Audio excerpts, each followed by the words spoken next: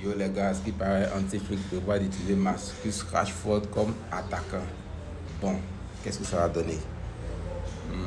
Dans un premier temps, on va voir comment il s'adapte au poste d'attaquant. Parce que c'est un poste qui n'est pas évident quand on est lié de formation. En ce qui me concerne, la situation du Barça est un peu compliquée. Voilà, vous ne pouvez pas me cacher. On a beaucoup d'absents. On espère que quand les absents vont revenir, ils vont pouvoir apporter de la stabilité à l'équipe. Et puis que l'équipe va pouvoir tourner comme à son aise, comme ce qu'on a vu la saison dernière. Voilà.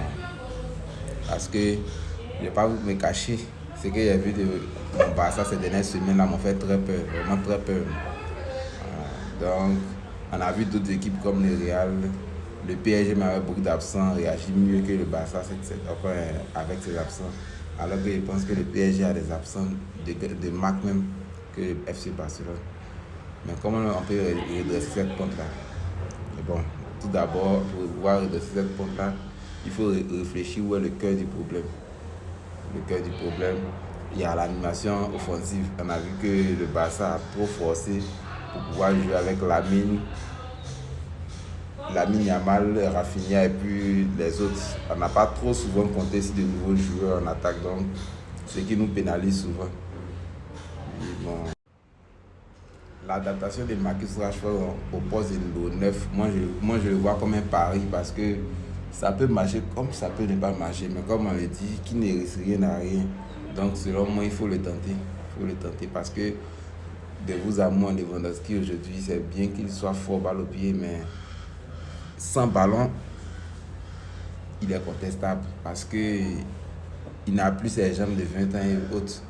Donc je pense que le Barça devrait se tourner vers son prochain attaquant. Je pense un attaquant qui va pouvoir rester assuré pendant au moins 4-5 ans encore. Or, Antiflick actuellement, il ne peut pas, comment dirais-je, il ne peut pas aussi se priver de Lewandowski. Donc, ce serait la grande énigme à résoudre.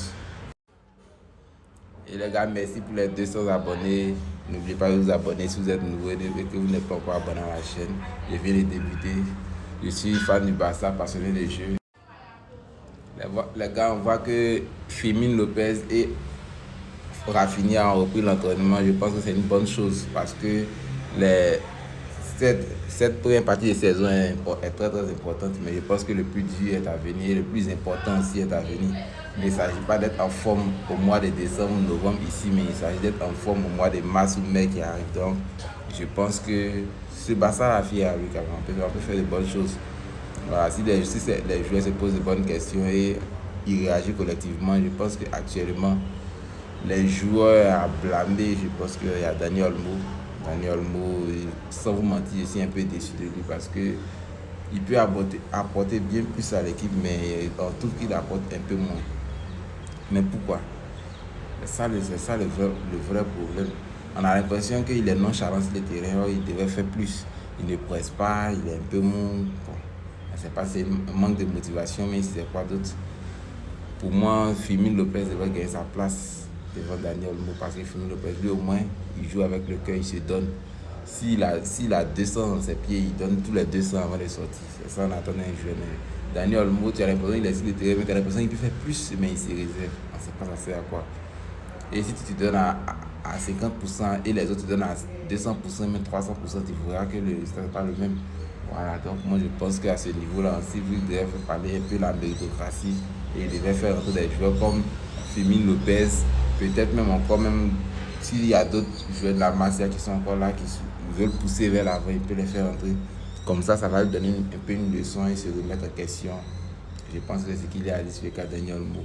Maintenant, moi, dans cette première partie de saison, mon meilleur Barcelonais actuellement, je pense que c'est d'abord dans le jeu, je pense que c'est Pedri. Maintenant, deux, comment dirais-je, je pense qu'il y a Joan Garcia aussi qui est là. Mais il ne faut pas trop se reposer sur notre gardien. C'est vrai, il est là pour ça, mais il ne faut pas trop se reposer. J'ai l'impression que cette première partie de saison, c'est plus notre gardien qui nous a aidés dans le début des matchs que l'équipe qui l'a aidé. Bon, maintenant que nous avons un bon gardien, il faut tirer parti, tirer avantage, mais j'ai l'impression qu'on ne tire aucun avantage. C'est comme je me rappelle au moment où peut-être Stegen était à son prime, mais en ce moment le Barça était un peu en difficulté. Je parle des années 2018-2019, par-ci par-là. En ce moment, Stegen était à son prime et c'est Messi aussi qui tirait l'équipe vers le haut. En ce moment, il n'y avait pas un bon collectif huilé. On voyait que les Sergio Busquets, les piquets étaient sur la fin et ils n'avaient plus leurs jambes de 20 ans, 25 ans. Donc, Messi était un peu seul à faire tout. Et puis, Stegen seul derrière. Donc, on peut gagner des titres avec ça. Mais gagner des grands titres comme la Ligue des Champions. Tu peux le faire parce que, je ne vais pas mentir, en 2019, le Barça s'est fait sortir en demi-finale et a subi une remontada. On pouvait gagner cette Ligue des Champions, mais pour être compétitif et pour pouvoir aller plus loin, je pense qu'il faut que toute l'équipe soit impliquée dans le jeu. Toute l'équipe. Pas seulement un joueur, deux joueurs par-ci par-là, mais je pense que toute l'équipe doit être impliquée. Bon, j'ai appris hier que le compte. Attends, je vais quitter, vous allez voir. Voilà. Le compte Insta du Barça s'est fait pirater. Bon, ça c'est hors foot. Mais pas tant que ça parce que tout le monde sait qu'aujourd'hui tous les réseaux sociaux sont monétisés. Donc je pense que le compte Instagram du FC Barcelone permettait au club de rapporter quelques petits millions de dollars, on va dire ça. Quelques petits, même si ce n'est pas une somme colossale qui va nous permettre de recruter un ou deux joueurs, mais ça compte. Quand on fait le bilan comptable en fin de saison, ça compte. Donc, je pense que cette situation devrait logiquement être très vite réglée pour que le club puisse aller de l'avant. On a beaucoup de choses plus importantes à régler en ce moment. On se met dans les histoires de compte Instagram, et tout comme ça.